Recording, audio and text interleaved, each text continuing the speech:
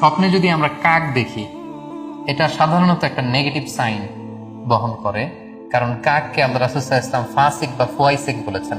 তো আমরা যদি স্বপ্নে কাক দেখি, এটাকে আমরা পজিটিভ কোনো সাইন মনে না করে নেগেটিভ সাইন মনে করতে পারি। স্বপ্নে যদি কেউ গর্ত দেখে, যে সে গর্ত খুঁড়ছে বা তার জন্য কেউ গর্ত খুঁড়ছে, এটা ষড়যন্ত্রের সাথে সম্পৃক্ত। কেননা আরবি প্রবাদে আছে যে মান হাফারা হুফরাতান ওয়াকা ফিহা, কেউ যদি কারোর জন্য গর্ত করে তাহলে সেই গর্তে সে নিজে আগে পড়বে। তাহলে গর্ত করা মানে অনেকটা কারো বিরুদ্ধে শত্রুতা করা বা ষড়যন্ত্র করার একটা চিহ্ন বহন করে। এবার স্বপ্নে যদি কেউ নৌকা দেখে বা শিপ দেখে, জাহাজ দেখে, যে সে জাহাজে আরোহণ করছে বা নৌকায় আরোহণ করছে, এটা তার জন্য একটা ভালো সাইন। সে কোনো বিপদ থেকে মুক্তি পাবে বলে ধারণা করা যেতে পারে। কারণ সূরা আনকাবুতের 15 নম্বর আয়াতে আল্লাহ বলছেন ফাআনজাইনাহু ওয়া আসহাবাস সাফিনাতি ওয়া জাআলনাহা আয়াতাল লিল আলামিন, অর্থাৎ আমি নূহ আলাইহিস সালাম এবং তার সাথের ঈমানদার সবাইকে আমি এই নৌকায় উঠিয়েছি এবং মহাপ্লাবন থেকে তাদেরকে আমি বাঁচিয়েছি। আর এই মহাপ্লাবনকে আমি গোটা বিশ্বের জন্য একটা নিদর্শন করে রেখেছি। তো নৌকায় ওঠা বা জাহাজে ওঠা, কোনো শিপে বা লঞ্চে ওঠা, এটা আপনি বিপদ থেকে মুক্তি পাবেন, and you are in the safe zone, এই ধরনের একটা ইঙ্গিত বহন করে।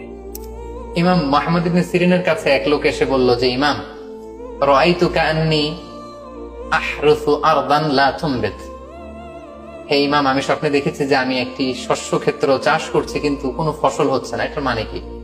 তিনি ব্যাখ্যা করে দিলেন, আনতা তা'জিলু আন ইমরাতিক, অচিরেই হয়তো তোমার স্ত্রীর সাথে তোমার সেপারেশন হয়ে যেতে পারে। কারণ কোরআনে স্ত্রীকে শস্য ক্ষেত্রের সাথে তুলনা করা হয়েছে মেটাফরিক্যালি।